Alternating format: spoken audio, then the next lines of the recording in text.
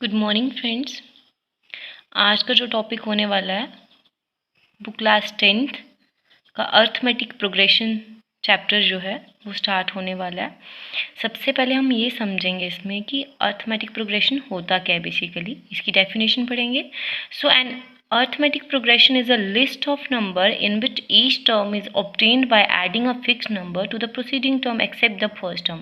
कहने का मतलब यहाँ पे ये है कि एक ऐसी लिस्ट है नंबर की जिसमें हम एक फिक्स नंबर को ऐड करते हैं प्रोसीडिंग टर्म में, मतलब जो नेक्स्ट टर्म हमारे आने वाली है उसमें हम क्या करते हैं, एक फिक्स नंबर को ऐड करते हैं एक्सेप्ट द फर्स्ट टर्म, पहली टर्म को छोड़ के।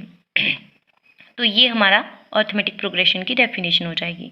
उसके बाद है कॉमन डिफरेंस। कॉमन डिफरेंस जो मैंने ऊपर जो डेफिनेशन में ये बोला है कि जो फिक्स नंबर हम ऐड करते हैं एक लिस्ट ऑफ नंबर्स में जब हम, तो उसमें एक कॉमन जो नंबर आता है that is a common difference. मतलब कि fix number that is added to a series is known as common difference. It can be negative, positive और ज़ीरो।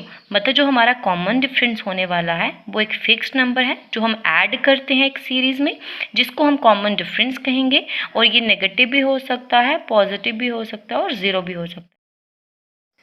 जो जनरल फॉर्म ऑफ एपी होती है वो क्या होती है, ए प्लस डी, ए प्लस 2d और ए प्लस 3d, इसी तरह से ए प्लस 4d और so on A plus 5d और आगे इंक्रीज करती जाएगी सीरीज। तो यहाँ पे जो है हमारा ए जो है वो आ गया फर्स्ट टर्म, ए प्लस डी जो है हमारा वो आ गया सेकेंड टर्म, या आ गया थर्ड टर्म, या आ गया फोर्थ टर्म, इस तरह से सो ऑन करके। ठीक है, तो इसी तरह से nth टर्म भी होगी। और nth टर्म की वैल्यू कितनी होगी, nth टर्म कितनी है, a plus N minus 1 into T. तो बेसिकली ये जो टर्म्स हैं ये भी हमारी ऐसी ही बनती है। अगर मैं सेकंड टर्म को लिखना चाहूँगी यहाँ पे a2 कैसे आएगी हमारे पास, क्योंकि n कितना है हमारे पास 2, तो a तो फॉर्मूले में a ही आएगा। ठीक है, जैसे कि यहाँ पे a है, a प्लस आपका n कितना है 2 माइनस 1 और d एज इट इज़। तो जब हम ऐसे यहाँ से निकालेंगे a प्लस 2 माइनस 1 और 1 इंटू डी, तो आ गई ना आपकी सेकेंड टर्म। तो ये इसी जनरल फार्मूले से आपका क्या निकलेगा, तो ये टर्म्स आएंगी और ये जनरल फॉर्म ऑफ एपी है। ठीक है, और अब हमारे पास टाइप्स ऑफ एपी कितने तरह के होते हैं, 2 तरह के होते हैं, दैट इज़ फाइनाइट एपी और इन्फिनाइट एपी। ठीक है, फाइनाइट हो गया जिसमें हमारे पास एक मतलब कि nth टर्म का वैल्यू जो है हमारे पास, मतलब जो हमारी लास्ट टर्म है वो हमें पता है, मतलब फाइनाइट एंड ऑफ सीरीज है, मतलब जिसमें हमें उसका लास्ट टर्म का वैल्यू गिवन है। और इन्फिनाइट में हमें लास्ट टर्म का कोई पता नहीं है, मतलब जिसमें हमारी सीरीज का कोई एंड नहीं है, तो उसको हम बोलेंगे इन्फिनाइट एपी।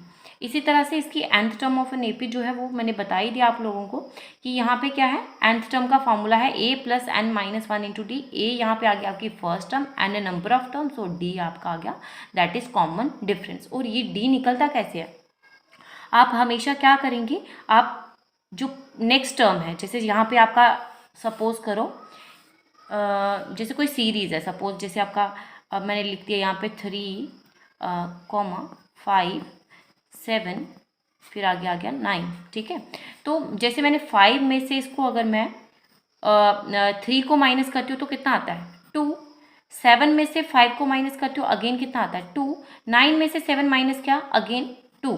तो मतलब नेक्स्ट टर्म में से जो प्रोसीडिंग टर्म, मतलब कि जो नेक्स्ट टर्म है हमारी, नेक्स्ट टर्म में से जो फाइनल टर्म में से इनिशियल माइनस करेंगे तो हमारे पास 2 आ रहा है। तो इसी तरह से इसके लिए फाइनल कौन है ये, तो इसमें से इसको माइनस करेंगे, ये अगेन क्या आ रहा है 2।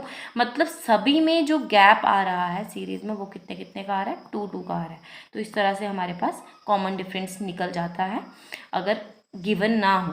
ठीक है, मतलब कि हम निकाल सकते हैं सिर्फ से सीरीज गिवन हो और सीरीज में से हम ये फाइंड आउट कर सकते हैं। जैसे कि मैंने आपको बोला था कि अब हम इसकी एग्जांपल करेंगे एक। तो जैसे कि हमें यहाँ पे एक वैल्यू दी हुई है गिवन सीरीज़ में।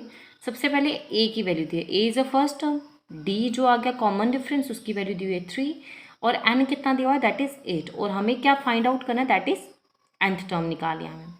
सो उसके लिए हमारे पास फार्मूला क्या था, nth term is equal to A plus N minus 1 into D. nth term का वैल्यू हमें फाइंड आउट करना है, तो वो एज इट इज़ रहेगा। ए का वैल्यू हमें 7 दिया हुआ था तो वो हमें यहाँ पे सब्सटीट्यूट कर दिया। और हमारे पास n का वैल्यू, ये जो n है हमारे पास कितना है 8 दिया हुआ है, तो 8 - 1 दैट इज़ 7 और ये बाहर डी का वैल्यू दिया था वो कितना दिया 3, तो यहाँ पे 3 हमने सब्सटीट्यूट कर दिया। 7 3 से 21 और प्लस 7 दैट इज़ 28, तो ये हमारी वैल्यू निकल गई, कितनी आ गई 28। अब जैसे कि हमें फर्स्ट टर्म निकालनी है, यहाँ पे फर्स्ट टर्म फाइंड आउट करनी है, डी हमें दिया हुआ है और एन हमारे पास कितना है 18 और nth टर्म कितनी है दैट इज़ -5।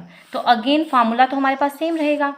फार्मूला क्या है हमारे पास, nth term is equal to a + n - 1 into D. तो nth टर्म की वैल्यू जो हमें दी थी वो -5 है और a हमें निकालना है।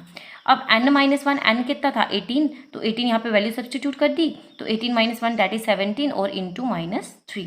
अब a एज इट इज़ रहेगा क्योंकि a की वैल्यू हमें फाइंड आउट करनी है, तो 17 इंटू 3 करेंगे तो प्लस इंटू माइनस, जैसे कि हमें रूल्स पता है प्लस इंटू माइनस कितना होता है माइनस होता है, तो यहाँ पे आ गया माइनस और 3 7 जा 21, 2 कैरी 3 1 और ये आ गया 51 आपका, ठीक है। तो अब ये माइनस का टर्म हमें तो सिर्फ ये चाहिए ना, हमें तो सिर्फ a की वैल्यू चाहिए। अब ये जो माइनस का टर्म है यहाँ पे जब ये इक्वल्स टू के दूसरी साइड जाएगा तो आपका क्या बन जाएगा प्लस बन जाएगा। 51 में से -5 करेंगे तो आपका आ जाता है 46 और बड़ी टर्म के साथ हमारा पॉजिटिव है तो हमारा यहाँ पे ये भी टर्म क्या आ जाएगा पॉजिटिव आ जाएगा। तो ये थी हमारी फर्स्ट टर्म, तो हमने फर्स्ट टर्म निकाल दी, ठीक है।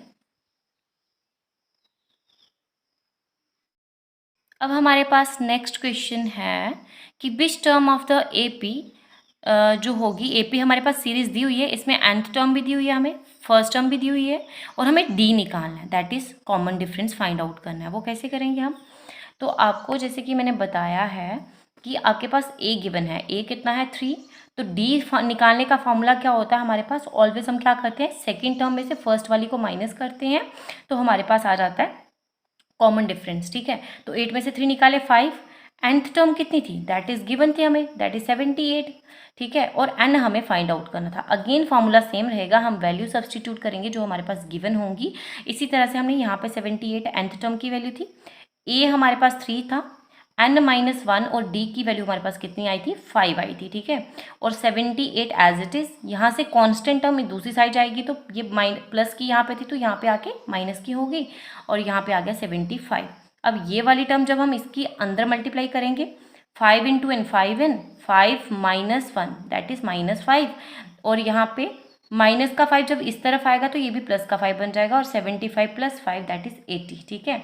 अब यहाँ पे हमें चाहिए था n का वैल्यू, तो n का वैल्यू कैसे आएगा, 5 इसके साथ n के वेरिएबल के साथ कैसे है मल्टीप्लाई में, तो मल्टीप्लाई का कहाँ जाता है ऑलवेज डिवाइड में, तो n की वैल्यू आ जाएगी डिवाइड करते दैट इज 16, ठीक है।